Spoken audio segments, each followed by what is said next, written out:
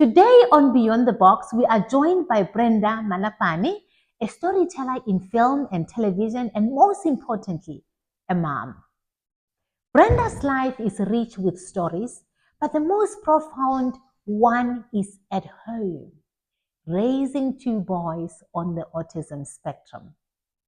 What makes her journey remarkable is how she frames challenges as opportunities, celebrating creativity, curiosity, and possibility. Her husband is a partner in parenting, and together they're helping their boys thrive in ways that go beyond labels. Brenda, welcome. We are so honored to have you here with us today. Thank you for inviting me to come and sit here with all of you. Thank you so much. Yeah, I'm looking forward to this conversation if you're at home. Brenda, you have spent years in marketing, PR, but also storytelling. Yes. As a woman, as a professional woman. Mm-hmm. But now you're parenting two incredible boys.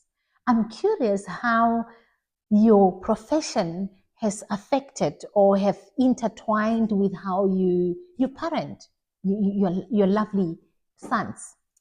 Yeah, I think the great thing about me working in creative spaces with my children being neurodiverse, um, it makes it easy for me to parent them, because in creative space we work with different people, we work with personalities, so I'm used to different personalities, and it I'm able to navigate parenting my children, and working in television, broadcasting and film. One thing I will say, like, storytelling helps with me at home, is because end of the day, it's all about representation. So you want to see yourself. So I always seek out like stories that mirrors my children's journey. So most of the programs I will be gravitate towards that. I will watch stories like Big Bang Theory, Good Doctor, Atypical. I think even Mr. Bean. Like I enjoy stories where I can try and understand the stories, something different than the normal stories that we do watch. And sometimes, especially with my 14-year-old, I noticed those are the type of shows he gravitates towards. And then it brings conversation, because I will ask him why. And then in some of them, he'll be like, oh no, I think this boy is similar to me. That's why I watch this. When he does this, he's similar. So you see, that's representation. So I think like one of the things that that I think storytelling is doing now, like platforms like Netflix, is like putting content that is diverse, that more people can identify. I think they had a show like Love on the Spectrum, which we all watched in my house at different spaces in our time. And that was a conversation starter. It was a beautiful stories where you can laugh, you can cry, you can just have like other things will come up, right? Like especially having a teenager, they start asking other questions. And so I think having like those type of representation and storytelling, seeing these things depicted on TV, it's also important. Then back in the day, we've never seen these stories on TV, because TV back in the day was supposed to be perfect. Yeah. Everything was perfect hair, perfect silhouette. But now we get to see different type of people, and now we're bringing neurodiversity into our living room. So it's which are perfect in their own way. Yes. Yeah, absolutely. I like how your profession is actually affecting the way you parent, right? Which is beautiful to see, and it's even nicer that representation is something you really care about, and that it's actually helping you facilitate kind of like stories in the home environment, which is really good. But sticking to your media, Mhm. the profession that you're in, Yes. do you think the media often gets the autism story? Do they tell it not in a way that it should be told, in your opinion? And but also adding to that, that's something I want you to maybe share with us, whether you think there's a particular story or there's a particular way that you think the autism story should be told in the media. Okay. What I've noticed with media, the way they show autism or the way they cover or neurodiversity is like different linear ways. I think like when they talk Asperger's, they will say, look at Steve Jobs, look at, so now we're creating this high that every child who's Asperger's is going to end up like that. Looking like them And or then, acting like them. yes, so you see, we're showing the end, but we're not showing the journey in classroom. How does that look like in classroom? How do you mold that? How do you support that as a parent, as a teacher? How do you guide that? Because I believe there's other people who are Asperger's who did not end up being that successful. What happened to them? What was the journey and how it never ended there? And then if we're not telling that story, the media also can ridicule. I don't know if you've noticed, especially in social media, like it's like a word that is just thrown. It's like, oh, you must be ADHD if you act a certain way. And it's said in a loosely not so thoughtful. Not thoughtful. And then for me as a parent to a ADHD child, I know what that is. I live with that.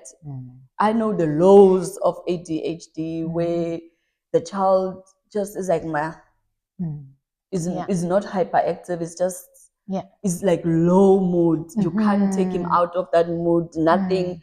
You can do anything. You can't. There's no excitement. You can't, and that can go on for like weeks and everything. So it's not something light as much as it can be thrown light. And then there's also the, like when you live with it, you see all the sides. Even though yes, I only have, like, my kids are still fairly young. I haven't seen all the sides of it. But the other thing I've noticed, at every stage the spectrum changes, because now that Tato is a teenager, there's new things. When you think, okay, I've got this, now I understand it. Now he's 14. Now there's a new, like, okay, what young adult. Yes, what we're doing now? Where are we going? So now I must adjust to that. So there's no, I've got this. I've got this personality on lock. I can move with it. I know what I'm doing now. No. It's a learning process. It's a learning process, and accepting your children for who they are and guiding them through the journey. So I think also those things we need to be mindful of them. Yes, conscious of, like, we don't just throw in and make jokes and make it a joke. And also I think when people say, like, I know sometimes what I've experienced when I say my kids are on the spectrum, people don't understand that, but they don't look like they're on the spectrum. So there's also that, because it must be physical in order for me to believe. And then they'll ask you, so what do they do? So it's like now a pet, like they must perform. I want to see the spectrum. I want them to perform, but I'm like, no. The ignorance of it all. Yes. So I think also that, like, people have this perception that you can just look at someone and you can just tell this is how. So I think those are the myths. But I think at least we're getting better. Because people are getting more educated. There's more groups. I think with social media, so there's community. There's more community, and then people, you can tap into that and you can learn. Wow, you literally just opened my eyes. Just thinking about what you said, that it is a spectrum. Yes. But the media doesn't fully talk about the spectrum of it all. They show you an image of somebody who has gone through the highs and lows, and now they're probably at their peak in terms of their goals or what they wanted to achieve. but now other people didn't end up there. Yes. There's a huge gap, whether in the environment or the support that they receive, Yes. or just that their brain is slightly different, Yes. even though they're in the Inherit. same Yes. category, right? Because it's like a fingerprint. Not Aha. two people on the Yeah. spectrum are the same. That's right. The same as like both my children are neurodiverse, but they are so different. And there's I should not be parenting them the same way, because what works for Tato does not work for Tourist. Ah, this is very Yes. educational. Yeah. This is very educational. And I'm hoping that we will be seeing a diversity of stories around neurodiversity. Yes. That it's not just one type of brain. And Yes. it's not just, I watch The Accountant. I don't know if you watch the movie The Accountant. No. Yeah, it's probably similar to what you've watched Yes. on Netflix, showing an autism. And I think it's Ben Affleck. Yes. Yeah, he's an accountant, an autistic accountant, and he's exceptional with numbers and focus. But obviously, with social skills, that's something that he has, he has challenges with. I think also that's the other misconception. People, especially in the media, they always says people who are on the spectrum, they are good with numbers. They're good with math. You understand? And then imagine that child who's not good with numbers. That could crush them. Exactly. So what am I now? Absolutely. You understand? So because it's always that, oh no, they're gonna be genius. Sure, this is very eye-opening because at Kids Innovate Africa, these are some of the things that we're looking at. Yes. And we have found that, at least to our experience, and limited for that matter, I think it's important to acknowledge that we find that there is a spectrum. Some students like the building. They don't want anything with the coding. They just want to build a robot. And some of them just like to code. No building of a robot whatsoever. And in the case of your son, he's exceptional in art. And I'm sure you guys know this because he's doing game animation with us, right? So he's not exceptional, probably, I don't know with the numbers, but he's exceptional in art, and art is the science. Yes. And I'm listening to what you're saying, that as people who are in the space, as communicators and people that are promoting awareness, we should all be mindful to educate the public as well, to say, neurodiversity is not just one brain that understand the numbers, that understand X. It's a spectrum. Yeah. Thanks for educating us. And it's just nice that there's always something to learn. And where is the better place to learn than to learn from the parents exactly, that are living the journey. From what I'm hearing, Brenda, it's you and your husband, even though as you say, you haven't fully figured it out because the kids grow, and one moment you think you've got it, and they go into a different phase of their life, and you have to adjust. But what I'm getting here is that you are rewriting your kids' story, their narrative. Can you share what are the things that you and Dad are doing at home to make sure your kids' narrative is not the one that's depicted by the world in general, that's very limiting? I think number one thing that we do at home, whether conscious or unconscious, we don't make neurodiversity their identity. You are not your diagnosis. So it's not the center of everything we do at home, or it's just a label. Yes. So we let them be themselves. Even I remember my oldest, when he was in grade 7 or grade 5 or grade 4, when he will not do well at school, and then we will ask him, why did you do this? There's a report from school. And then his excuse would be, but I'm different. So we had to stop him, because you see now he's getting an excuse, so that because if you have an excuse, you'll never do well, because you'll always have an excuse like, oh, but remember, I've got this. So that's why I'm this. So we had to cut that and be like, you are not that. That's not all you are. You are many things. You're bigger than your diagnosis. So we don't make their diagnosis, their image, their personality, their reason why they are children. They are perfect. They've got a great future. So I think with that, that's something that we do at home. That's amazing. Yeah, I just like the way you've unpacked that, because it sounds to me that I'm hearing it for the second time Yes. from another parent, that it's just a label. It Yes. helps us see what support we can give you, Yes. but that's not Who all you are. Yes. Yeah, really nice that you and Dad are doing such a great job. So you and your husband are doing this thing together, Yes. you know, and I think for some parents who are single parents, this can be really difficult. Raising kids that are neurodivergent on your own, Yes. right, as a single parent. But for you, you have your husband supporting you. Yes. How is the journey like? What are those dynamics of raising kids on the spectrum? I think with me and my husband, because when we started this journey, Tato was 3 and he's 14 this year. So we've been walking this journey. I think from the start of the journey, we did it together. We did not know. We had our way in our feelings, because when you get that call from preschool, yes, he was at Montessori, you feel like you're being picked on.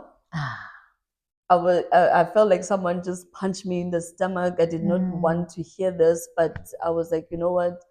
I cannot just sit and put my head in the sand and just hope it goes away. So from the start of this journey, we went together. All the speech therapy, we went to the meetings together, because I think it's better when you go together, so that I don't come home and explain to him. And I'm explaining something I don't even understand myself. I don't even have all the lingo. I'm just saying what I think I understood. Yeah.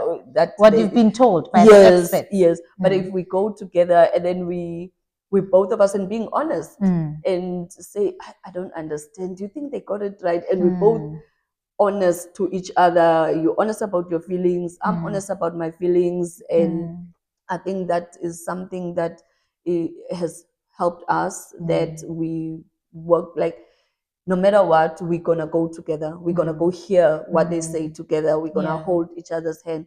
We might come out of there not agreeing with them, because there's a lot of disbelief and not wanting to hear what the experts say, and which is natural, yes, you know, because yes, no parents. I mean, I'm a mom. You know, yes, I've got teenagers, but we're not naturally ready to be told things about our kids that we don't want to hear. yes, Yeah. yes. So that I think that is something that has held us together, and I think I can imagine as a single parent, you walking all that journey by yourself. You don't have someone to sound off, like to like, did I hear this right? Do I understand it? This, when there's two of you, you have conversations. But when you walk by yourself, I think if you're a single parent, if you can just find yourself like one person, even if it's a family member or a friend, a very close friend that you trust, they don't have to say much, but someone who can walk with you. Sure, sure. Yes. That was so wise, you know, advising single parents that way, because you know from experience it can be quite weighty. So definitely, you know, I think what I'm hearing Brenda saying is you need support. So don't do it alone. Yes, you may not have a partner, but find somebody. It could be a trusted friend. It could be a trusted family member. And as you say, they don't have to say much. Yes, because sometimes there's times where you yourself, you doubt yourself, and you feel like, maybe I'm not understanding. Like, you're trying to, our brains are wired a certain way. So now this new thing is it just enter your system, and now your brain is rejecting this, and you're fighting with yourself. I need to accept this, but my brain's like, I cannot. I'm used to this way. This is what children are supposed to be at this age, but now you're telling me this is not gonna be. So you doubting yourself, you're battling with yourself. So it's good to have someone to help, to hold your hand and be like, it's okay, or let's sit in silence, and validate your feelings, because sometimes you need someone to validate how you're feeling. It's like, it's okay, there's nothing wrong, it's gonna be okay. Yes. Sure. Yeah. That was quite insightful. So we know that as parents, we are often flooded with labels and clinical terms after a diagnosis. Yes. You have said your boys are so much more than just the label, Yes. right? Can you share a moment where um, where they surprised you with something that's unique, and you were pleasantly surprised by any of your boys? Oh, I think my life is full of surprises, and Yeah. also raising boys, because I'm always been a girl's girl, and then I think, and then I now I'm a boy mom, so it's also adjustment. Acceptance. Yeah. I remember when I had let me just tell you something funny. My firstborn, when I had him, Yes. I bought all the pink stuff. I bought Yes. pink clothes. Yes. And I went to do the ultrasound. It's a boy. I was like, no, sometimes they get it wrong, the Yes. doctors. So I continue with the pink stuff. So I've got some of the pictures when he was small with pink blankets. It's like, look. Yes. You know, so acceptance is not always easy. We especially if you wanted a girl and you get a boy, you know, you just have to live with what you've got. Yes. Yeah. So I can relate when you say you're a mummy's, you're a girly girl, Yes. and I'm sure you're wishing that you could have at least a pigeon pair. Yes, but You've been blessed with what you have, and you receive. Yes, and I receive. I think most of the things that I find pleasantly surprising or funny, it's just like, with girls, they always want to take pictures. The fact that my kids don't like to take pictures, they don't like I'll be taking a picture and the person will be like, I'm like, I can't even post this You anywhere. can't show it to your family Yes, either. no one. So I think I'm happy when they ask me to take their pictures. So that for me, it's like, oh, you want to take pictures of me? Are you sure? Oh, me? And then so things like that.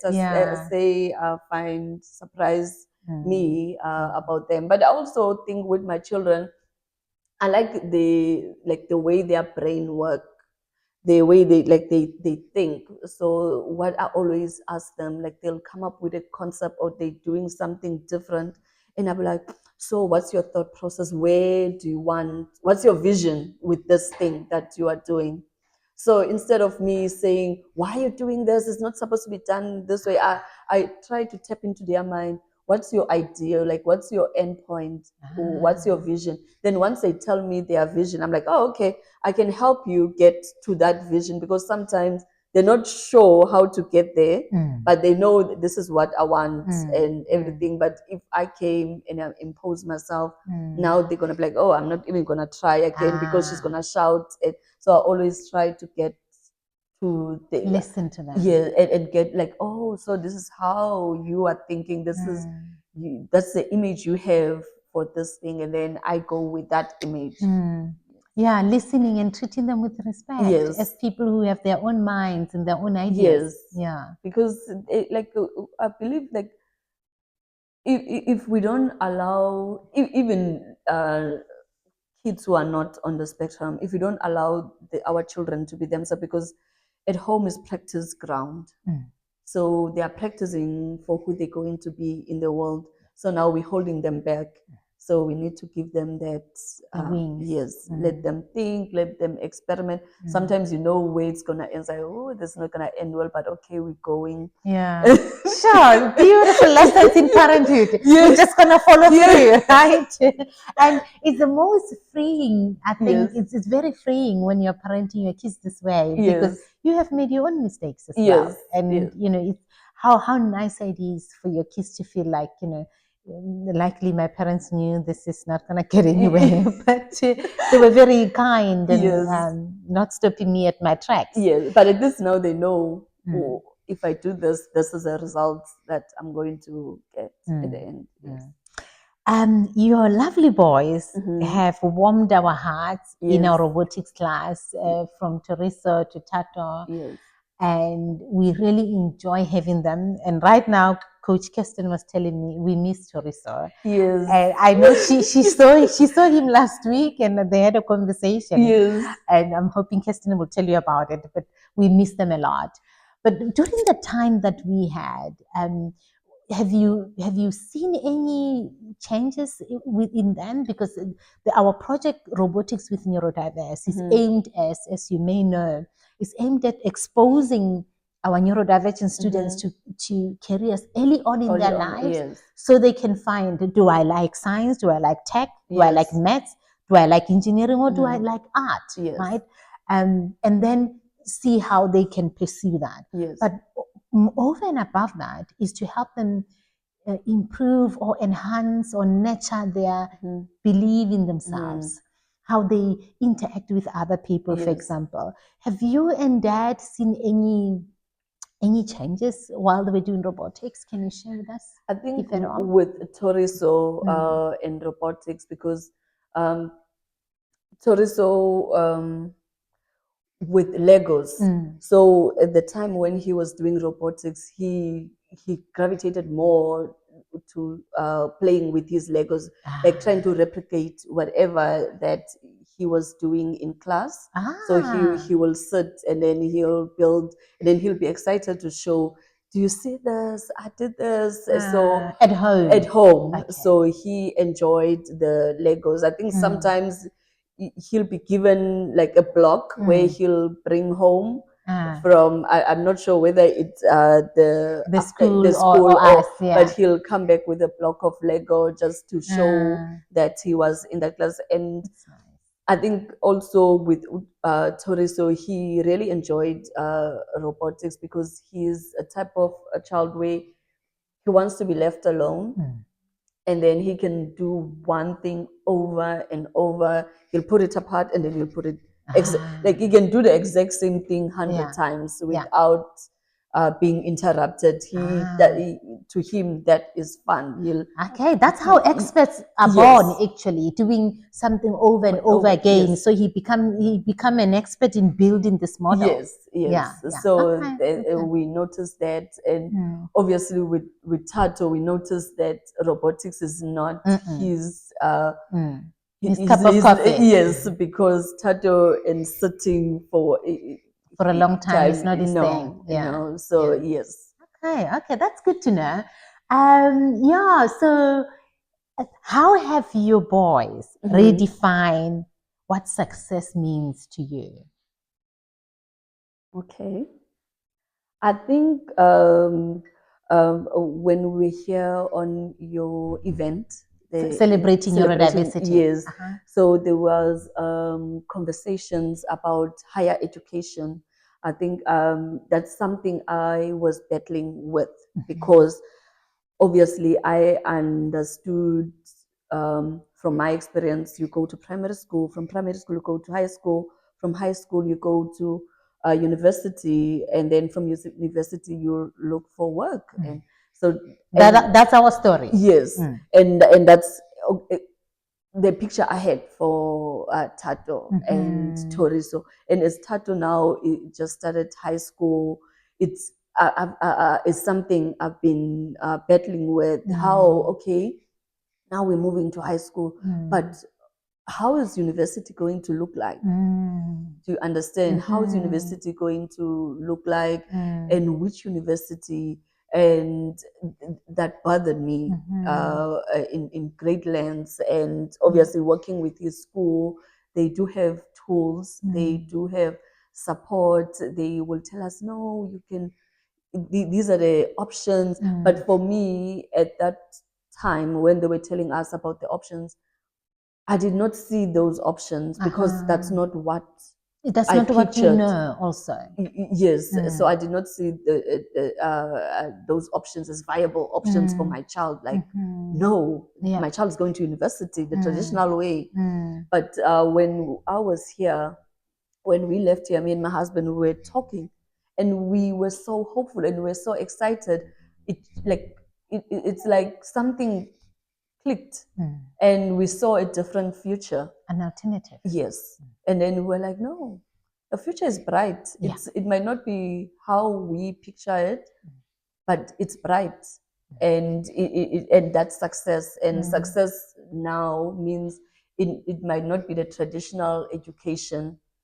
There's options, especially with online, with AI, with Tato being, I think Tato always. I remember reading his comprehension book in grade 5. He was asked to write a different story, and then he created his own story. So he's always being imaginative. It's creative. Yes. So I was reading this story.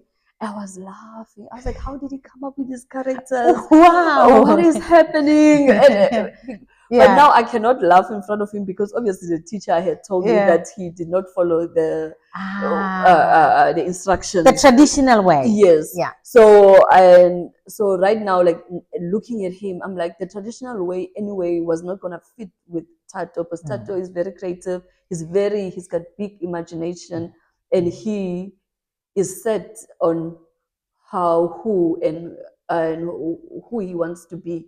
So I think now this path, we see it and we are following his lead. I think one of the things I love about Montessori ethos is the child-led education, which traditional schooling does not follow. So yes, so success looks different as long as we are there to guide them, and they just lead, and then we just support them along the way. Yeah, and you have come to accept. Yes. That success now looks different. And acceptance is important, because when you don't accept, you'll continue to battle, you continue to struggle, you continue to try to fight. Yes. Yeah. Sure. Yeah, this is very rich, and I would encourage you to go. I don't know when this episode is airing. We had an astrophysicist. Yes. Who went to, I mean, you'll get to hear her story, but she's on neurodivergent. She went to UCT. Yes. And it's just amazing to hear how a neurodivergent navigate university. Yes. But as you say, success looks different for every student. And it doesn't help you push a kid through university and they struggle and they have a mental breakdown. So you won't be happy with yourself. But also, I think the other parents who were here, they spoke about like leave room for change, because children change. Because I don't know, when he's 17, he might have changed and he wants something different. So also at the back of my mind, I always keep that in mind, that I need to leave room for change and be able to adapt to how things go. Yes. Absolutely. Yeah. Thank you for that. Yeah, so your career, Brenda, is all about visibility. Yes. Right? It's all about, as you said, representation. And I'm curious now that, because as you know, most neurodivergent people don't get visibility. And I think you touched on it earlier, that there's just a narrow view. So how do you use your career or your profession to make sure that your children and maybe other young people or other neurodivergent children like them get their story told, get visibility? I'm not sure, but one thing I do, even in my workspace, I talk about my children. I talk about their diagnosis. I talk about neurodiverse. I like, if I have a moment and I'm having a conversation, I use that moment as a teaching moment. And if you are interested, and then I'm always like, okay, I'll send you a link. You can read this. Did you see this? Did you see this podcast? This lady was talking about this. So I'm always sharing, and always also I want to hear from other people, because especially at work, I always find people like, oh, I heard what you were saying about your son. I think I might be also, maybe I should get that checked out, especially the younger generation coming into the work environment. They'll be like, oh, I also had that struggle at school. I also was like this at school and everything, but through sharing and talking freely, and not, because for me, it's not something to be hidden.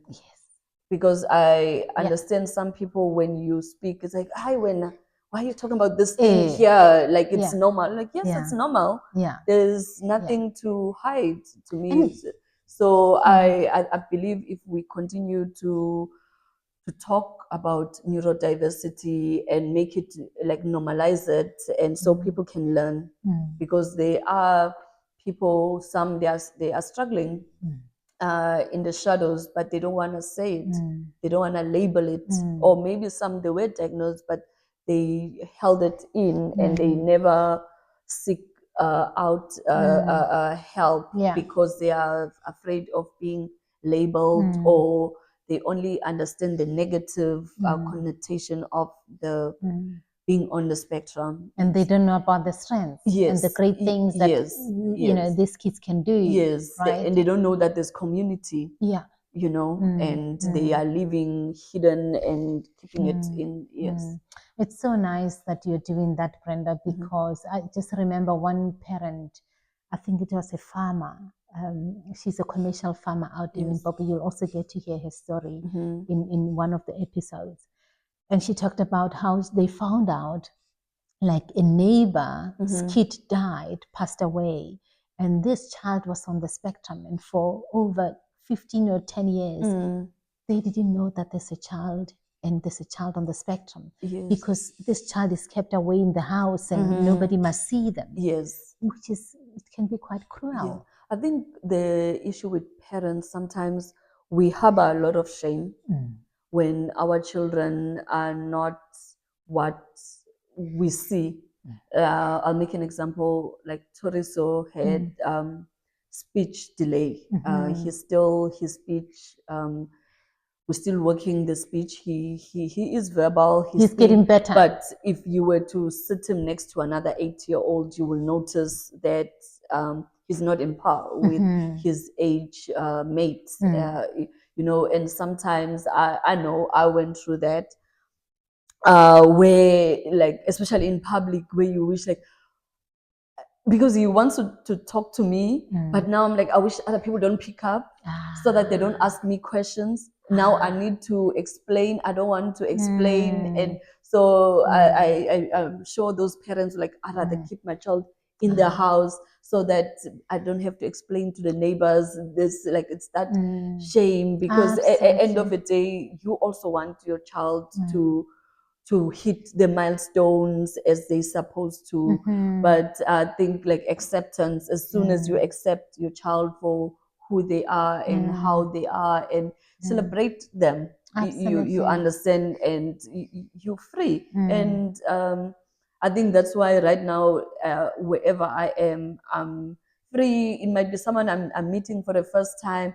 I'm happy to talk all about diversity. On Saturday, we went to the dentist. So obviously, Toriso has sensory sensitivity heightened. Yes, heightened. Yeah. So I was talking the dentist through, and she was like, "Oh, okay." And then shame, she adjusted everything in her office to make him comfortable. And by the time I was telling her everything about there's videos on YouTube about, like, the horses, how the horses can also help, like, heal, and, like, riding horses.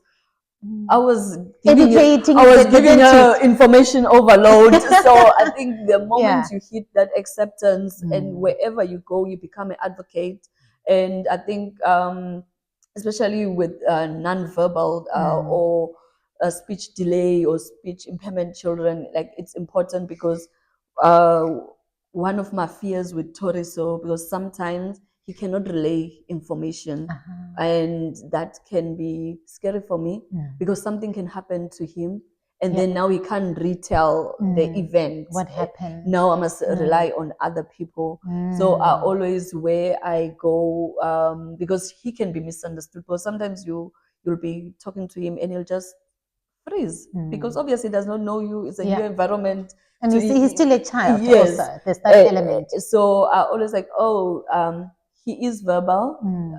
You can talk to him normal, but he'll warm up to you. Just let him ease. When he's comfortable, he'll communicate with you. So I always, like, whatever space I come in, I make sure that I they understand my children so that they know how to engage with them. Yes. Yeah, I think, Brenda, you're mentioning a very important point, because that's how we eliminate shame in our Yes. communities. The more we educate, the work that you do, you educate so freely, Yes. such that it's freeing to you, and everybody gets familiar, like, oh, I've seen my neighbor's child like this. Yes. And so it becomes easier to kind of, for society to accept that, Yes, we are all yes. different, and we have to accept, so people can feel less shameful as Yes, well, and you right? don't have to hide your child. Yeah, You don't have to keep them at home. They should be seen. Shame, man. Absolutely. Yes. They should be seen. Yeah, I love what you're sharing, and I'm actually looking forward to having parents engage with you and learn from you, because your experience is over a decade old, with your kids being the age that they are. So parents can always learn from others. Based on what you've just said now, Brenda, about speech and speech delays, what are some of the tools or techniques that you prepare your children to be able to engage or to communicate in a school environment? I think it starts at home. So the way we communicate with the kids, I ask them a lot of questions, and whatever they bring to me, I take it, and I'm serious. If especially Toriso, when he comes and he's uncomfortable about something, he might not be relaying the whole story or the information, but I take it serious, and I'll tell him, I'll be like, okay, mommy is gonna go find out. Mommy is gonna call teacher. And then when he come back from school, he always asks, did you talk to teacher? So I'm giving him that confidence that I'm not just saying you must come tell me, but I'm taking, when you tell me this action, I do something. So he knows that if I tell mommy is gonna do something about it, and then she's gonna come tell me what happened with that. And I also encourage them to speak up. I'm like, no, you must tell them. Don't just let them do this. You must speak up. Yes. Sure. That's very empowering, actually, because it means you have a way you communicate with him. Yes. And he feel comfortable to say, whatever piece of information I give to mom, yes, she will make sure she gets the full picture. Yes, yes. Which is very reassuring for the child. Yes, because with children, especially with speech, it will be like 2 sentences, but I'm like, this make no sense. But I cannot say that, so I take it and then like, okay, yes, I'm gonna take that. I'm gonna follow up on it. Sure. Yes. Yeah. Okay. So being a regular attendee of our quarterly celebrating neurodiversity event, it's always so heartwarming to see you and your husband coming here, and also the boys. Yes. But most importantly, to see you guys sharing with other parents your journey and your experience, and empowering other parents also, picking and listening to what the experts are sharing as well. I'm curious what that experience has meant for you and your family. Are there key moments that stand out? I think meeting with experts and other parents, it to us is more like you're not alone. I think one of the things I shared the last time was like parenting neurodiversity. It's a lonely road. It can be lonely. You can think you are the only person experiencing this, but being in those spaces now, you understand I'm not alone. There's big community.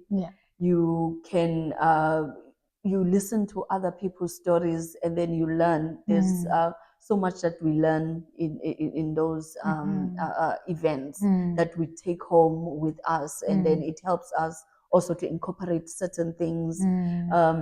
I remember the last time, right before we left, one of the dads spoke about education, and then he said that you know what, our children, with the parents that they have, will be 7 times better than we are.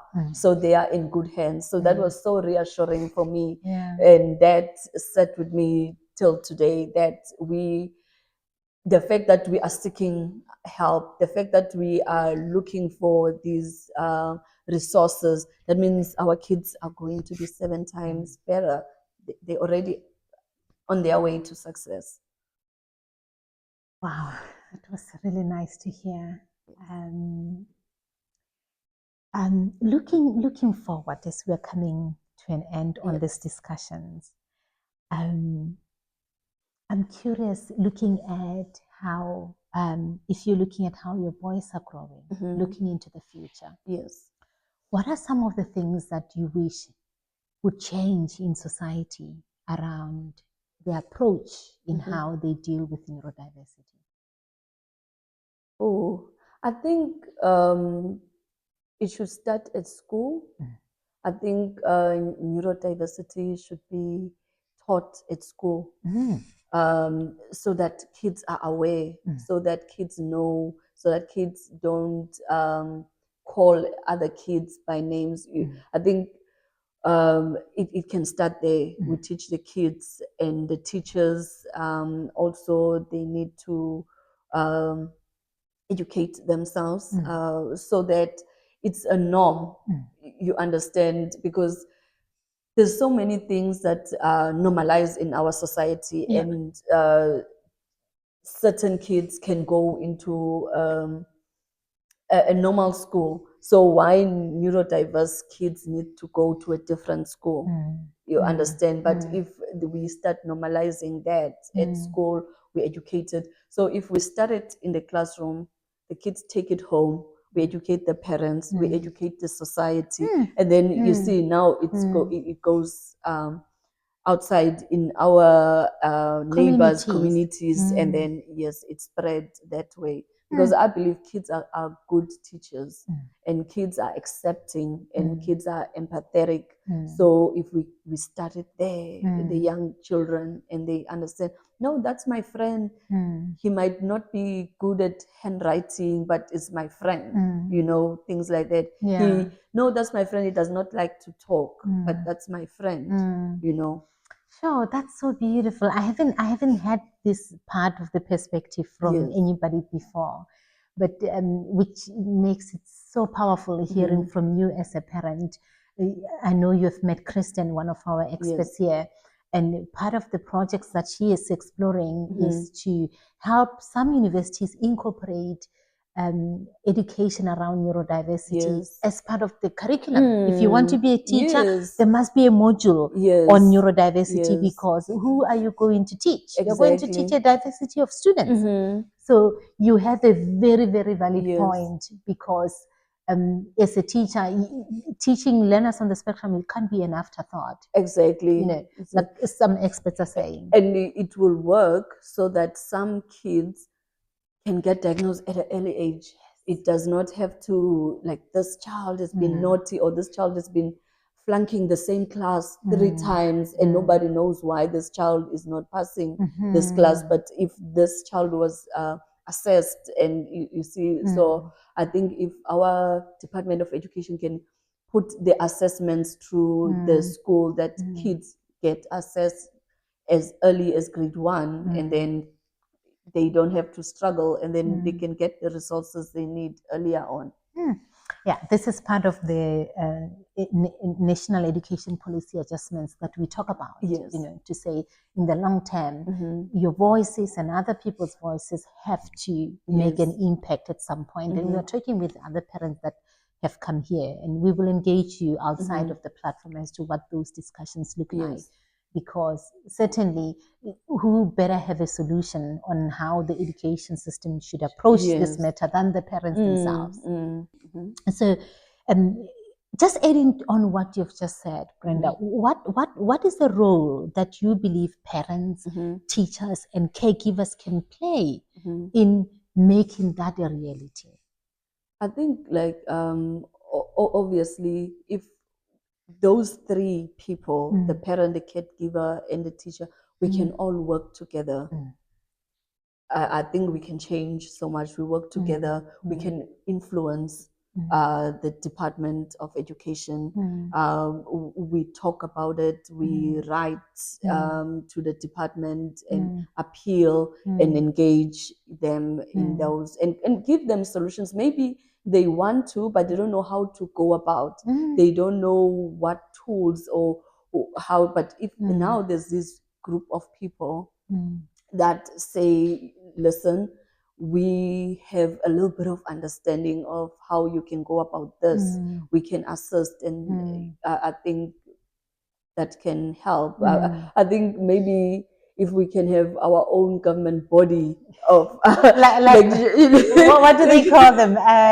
What the commission of something? Yes, a I don't know what they commission, call yes, them. Yeah, which will working have body. yes, it will Committee. be the teachers, the parents, and then we can influence the department, and then we can show them this is what we do in our houses. This is what has been working. This can work in the classroom. This is this, and yes, Yeah.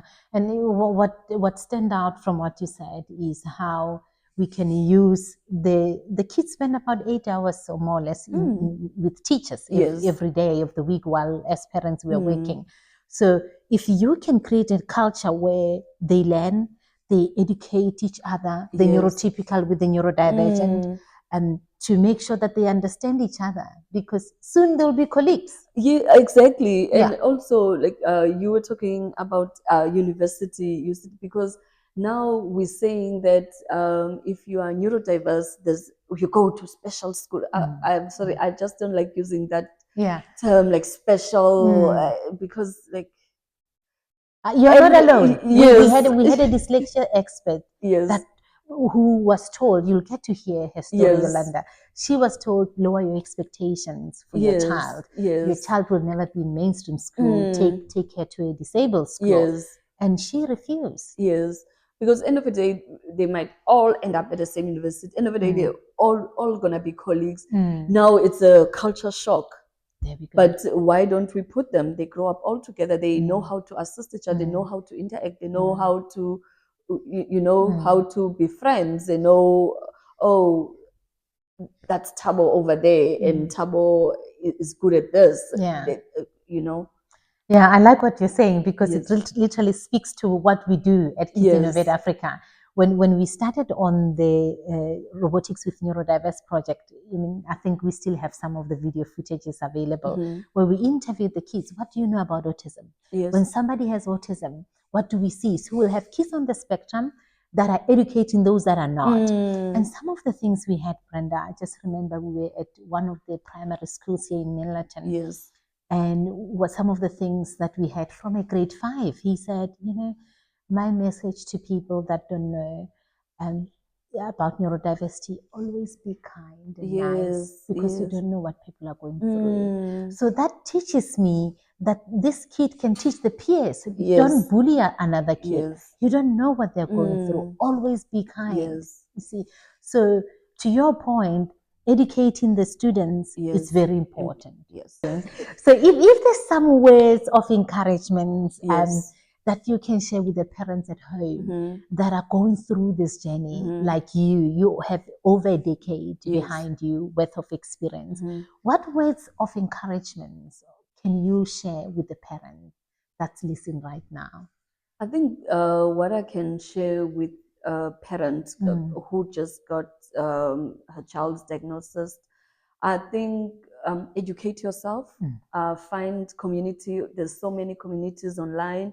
I think the first community I joined was on Facebook, and I'm not someone who engage, but I enjoyed being in that community. You get tools from there, and also acceptance. Accept your child for who they are. Don't try to mold them to something else, because now you're gonna be frustrated. They're going to be frustrated, and understand your child. Try to understand your child and listen to your child. I think that is also important, and just acceptance. Very, very freeing. You had it, our beloved listener at home. In closing, Brenda, I want to say thank you so much for showing that neurodiversity is more than just a label. Yes. We are very grateful that you came. And in fact, neurodiversity is a story, it's a relationship, it's a chance to reimagine possibility. Your journey reminds every parent that the right lens can reveal extraordinary beauty, it can reveal growth, and it can reveal creativity. So maybe today is the day to start telling a new story in your own home, just like Brenda is doing. This is it from us at Beyond the Box. Please remember to like, to share, and follow us. Good night.